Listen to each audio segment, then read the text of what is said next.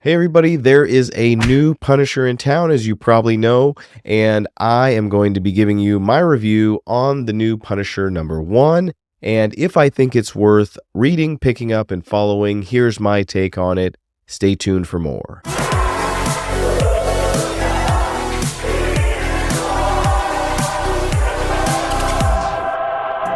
What is up, true believers? It's Mason here with Comics and Crosses, where we discuss the eternal truths behind our modern mythology.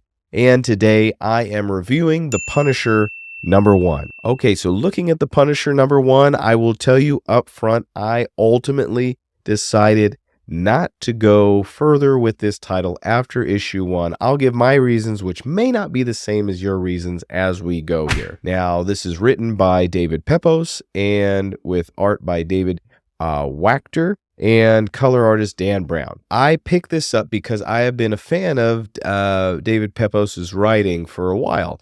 He's done some indie titles like Spencer and Locke, the OZ, the Occupation Zone, and Moon Knight recently. He's written a great series of Savage Avengers, which I really enjoyed, and has been breaking out more and more into comics, so was excited to see him on an ongoing title, see what he'd do with his new take on the Punisher. It was subtle and yet not so subtle that this was not going to be Frank Castle. This was going to be a new Punisher. So before I get into my thoughts and my review, just a little bit of a backup on what's been happening with the Punisher lately.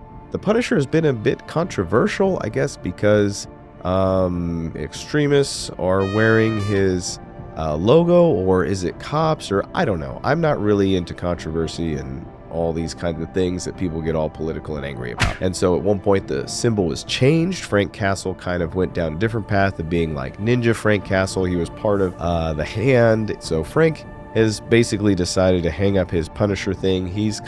They ran him out of story threads.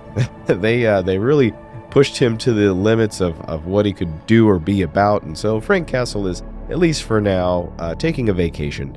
And so enter our new Punisher, Joe Garrison. And Joe Garrison is like a super secret ops, do all the dirty work for S.H.I.E.L.D. or the CIA, has been executing people and doing kind of crazy missions behind the scene, all of this off panel. So we're just hearing about this as being his backstory, and because of all that stuff, an enemy, has decided to burn down his house and kill his family.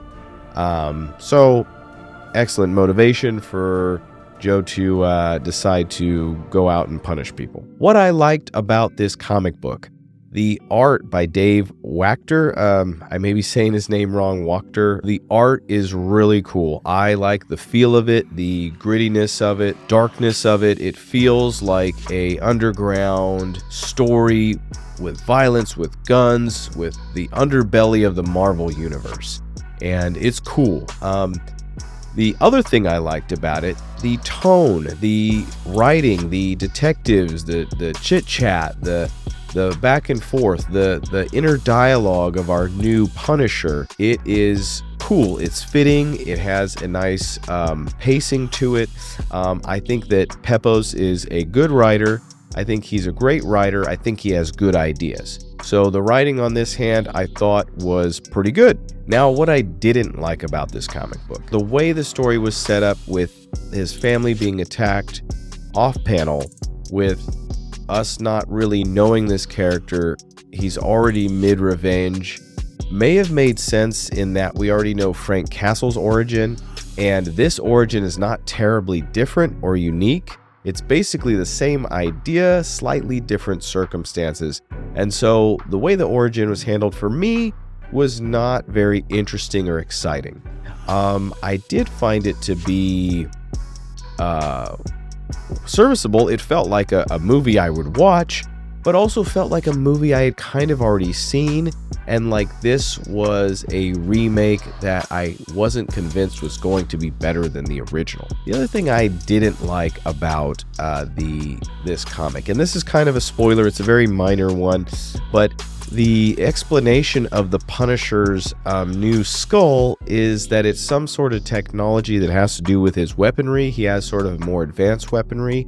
And while I kind of get this, and this is really you could go either way. I think a coin flip on what fans are going to feel about this particular aspect of it. But I think some of the stuff I mentioned about the skull symbol was kind of handled in this way that it was, you know, kind of updated, almost made for new technology. It almost felt like, he doesn't really mean to have the skull, but he just does. And for me, that didn't work for me. I just found it to be a little like his motivation is not there in being this hero, being a Punisher. It's sort of, there's some confusion in the news, and so it's sort of like he's stumbling into being the Punisher, which I kind of understand, because ultimately, whether it's Frank Castle or this new Punisher, they're just trying to punish people because wrong has been done, and they're trying to right that wrong. So in that aspect, that's okay. That makes sense. But for me, like I say, this is a 50-50 thing, and I just fell on the side of I didn't care for it. Okay, so in conclusion, I shared some things I liked, I shared some things I didn't like, and ultimately, for me, this comic book was too much in the mid-range for me. It's not enough to super excite me to want to get it, not even enough to really make me hate it. I did like some things about it. I like the art, I like the tone, just ultimately the story wasn't compelling enough. Now, I'm perhaps notoriously impatient with comics, and you really do have to give them some time. If they're going to be coming out every week, you know, let the story develop. And I will say, I do have faith in David Pepose to tell an interesting story that unfolds. I think he has great ideas. I think that sometimes they're a little simple, but that can be very interesting, like in the case of Scout's Honor. You know, with this one, I have faith in it to go somewhere interesting. I just am not bought in on this character. Maybe I should be more patient, but for me, I'm trying to budget my comics, and I'm trying to be selective, and, you know, the first issues always kick off at $5.99 at least, and for me, I'm not going to go forward with this. I'd rather get a more superhero, but that's just my personal preference. So, Mason, are there any biblical or Christian themes within this Punisher comic book? Well, the Punisher in general is very, what you might call Old Testament. You could look to the Punisher for examples of the wrath of God or judgment that comes against the wicked, right? So the Punisher is not indiscriminately going out and killing people, and that's why he's considered a Marvel hero ultimately. But he is going out and killing people. So he's basically taking it upon himself to be the wrath and judgment of God against evildoers. In this case, particularly revenge.